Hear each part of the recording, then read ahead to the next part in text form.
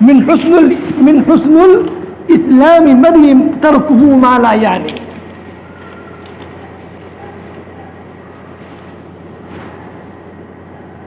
کہ ہم لایانی باتوں سے اپنے آپ کو پرہیز کریں.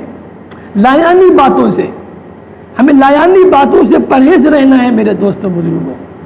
لایانی بات کیا ہے؟ فضول کی باتیں ہیں. چوک چوراہے میں ہم فضول کی باتیں کرتے ہیں. یہ مسلمان ایمان والے کی پہچان نہیں ہے میرے دوستوں بزرگوں. ہمیں فضول باتیں نہیں کرنا. ہمیں چوک چوراہے میں، چائے کی دکانوں میں اور جگہ جگہ میں فضول باتیں چل رہی ہے. تو میرے دوستوں بزرگوں، فضول باتیں نہیں کرنا ہے. یہ فضول قرآن کریم میں بھی اللہ رب العزت نے سورہ مؤمنین کے یہ آیت میں بیان فرما دیا، والذین هم عن اللغو معرضون. لغو یعنی فضول کی باتیں نہیں کرنا. اور اس حدیث سے ہی یہ ثابت ہے، یہ حدیث سے بھی یہ معلوم ہو رہا ہے کہ ہمیں لایانی باتوں سے، فضول باتوں سے ہمیں پرہیز کرنا ہے. اور سب سے زیادہ ٹائم ویسٹ کرنے والا، سب سے زیادہ وقت برباد کرنے والا، سب سے زیادہ بچوں کو خراب کرنے والا یہ ہمارا یہ موبائل ہے. ہم موبائل کو استعمال کر رہے ہیں، ہم غلط استعمال کر رہے ہیں. اپنے بچوں کو موبائل دے رہے ہیں، وہ بچہ غلط استعمال کر رہا ہے. میرے دوست بزرگوں، کل قیامت کے دن ہمیں پکڑ ہوگا. یہ موبائل بہت خطرناک چیز ہے. اس سے اپنے آپ کو بھی بچائیں، اپنے اہل و عیال کو بھی بچائیں، اپنے گھر والوں کو بھی بچائیں میرے دوست بزرگوں.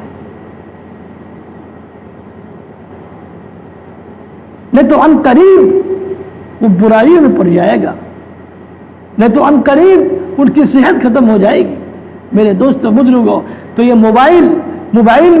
موبائل کسی کام کی چیز، موبائل تو کام کی چیز ہے، لیکن یہ فالتو ٹائم ویسٹ کرنا، یہ موبائل میں جو ہے گیم کھیلنا، یہ سب جو ہے میرے دوستوں بزرگوں نہ دنیا میں فائدہ ہونے والا ہے نہ آخرت میں فائدہ ہوگا. کوئی فائدہ نہیں ہونے والا ہے میرے دوستوں بزرگوں. ہم بھی یہ موبائل کے اندر ہمیں پیسے کما رہے ہیں، گیم کھیل رہے ہیں. تو یہ گیم کھیلنا ہمارے لیے کیسا ہے؟ ہمیں گیم کھیل رہے ہیں، ہم جو پیسے کما رہے ہیں موبائلوں سے. تو میرے دوست بزرگوں، ان کی کوئی شکل و صورت ہے؟ جو ہم پیسے کما رہے ہیں وہ حلال ہے کہ حرام ہے؟ ان کی کوئی شکل و صورت ہے؟ آپ نے پتہ کیا اس چیز کو؟ میرے دوست بزرگوں، پتہ کریں. نہ ہماری دنیا میں کوئی فائدہ ہے گیم کھیل کر، نہ ہماری آخرت میں کوئی فائدہ ہے. ہم وہ کام کریں میرے دوست بزرگوں ہمیں دنیا میں بھی فائدہ ہو اور ہمیں آخرت میں بھی فائدہ ہو. اس عقل مند انسان تو وہی ہے. تو یہ تیسری حدیث تھی.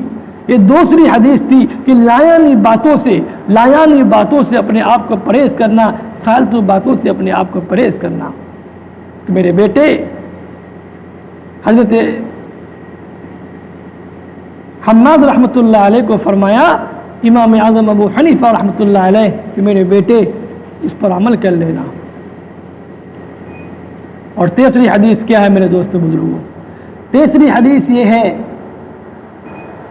کہ آپ صلی اللہ علیہ وسلم کہ میرے بیٹے، آپ صلی اللہ علیہ وسلم کی ایک حدیث ہے. امام اعظم فرما رہے ہیں اپنے بیٹے سے کہ میرے بیٹے، آپ صلی اللہ علیہ وسلم کی ایک حدیث ہے، ایک حدیث ہے کہ جو تم اپنے لیے پسند کرتے ہو، جو تم اپنے لیے پسند کرتے ہو وہ دوسروں کے لیے بھی پسند کرو. ہاں میرے دوستوں بزرگوں، ہم جو اپنے لیے پسند کرتے ہیں وہ دوسروں کے لیے بھی پسند کریں. کہ ہم اپنے لیے کیا پسند کرتے ہیں کہ ہماری گھر و بنگلہ اچھا ہو جائے، ہماری جو ہے ہم کو ہر نعمتیں ملے اور اچھی بری اور اچھی چیزیں ہمیں ملیں. ہم اپنے لیے کتنی فکر میں رہتے ہیں، ہم دن رات ایک کر دیتے ہیں. اور ہم اپنے گھر والوں کے لیے کیا سوچتے ہیں کہ کوئی انسان ہمارے گھر کی طرف تانگ جھانک نہ کرے، کوئی انسان ہماری برائی نہ کرے، کوئی انسان ہماری غیبت نہ کرے، کوئی انسان ہمارے گھر کی طرف جھانک کے نہ دیکھے، ہمارے بہن بیٹیوں کی طرف جھانک کے نہ دیکھے. تو اسی طرح ہم بھی دوسروں کے لیے سوچیں میرے دوستوں. کہ ہم کسی کے گھر کی طرف تاک جھانک نہ کریں، کہ کسی کی برائی نہ کریں، کسی کی غیبت نہ کریں، کسی کو گالی نہ دیں، کسی کو اچھا برا نہ کہیں۔ تو میرے دوست بزرگوں، کسی کو ہم برا نہ کہیں، تو ہم جو اپنے لیے سوچتے ہیں ہم دوسروں کے لیے بھی وہی سوچیں تو ہم کامیاب ہو جائیں گے۔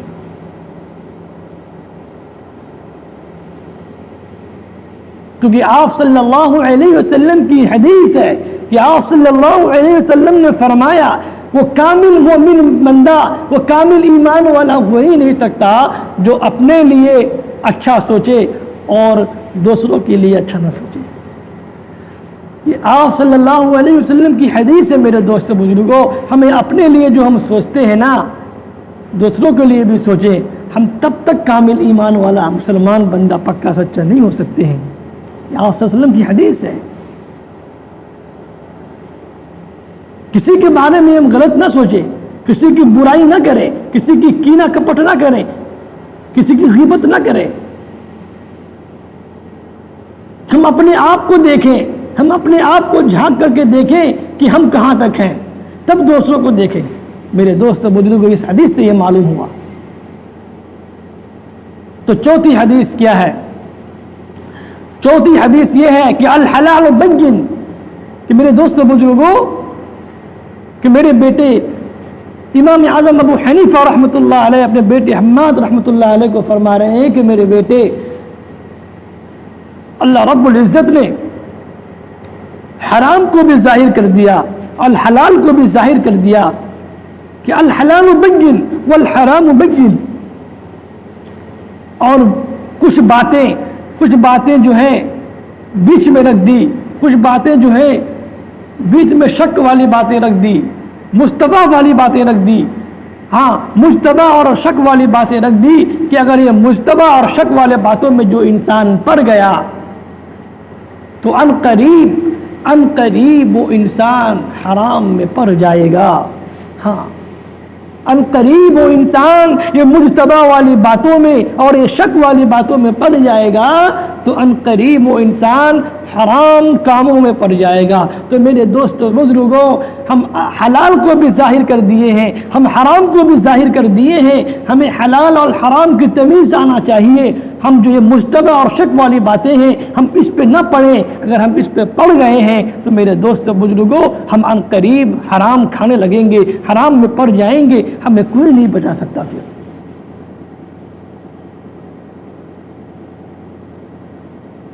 تو یہ مجتبہ والی باتوں سے اور یہ شک والی باتوں سے ہم بچ جائیں میرے دوست بزرگوں۔ تو یہ چوتھی حدیث تھی، الحلال بین الحرام بین۔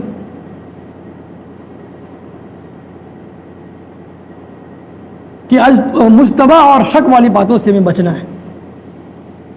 اگر ہم اس باتوں سے بچ گئے تو میرے دوست بزرگوں، ہماری دین بھی سنور جائے گی، ہمارا گھر بھی سنور جائے گا، ہم پکا سچا ایمان والے بھی ہو جائیں گے، ہم صاف ستھرا ہو جائیں گے۔ تو پانچویں حدیث کون سی ہے؟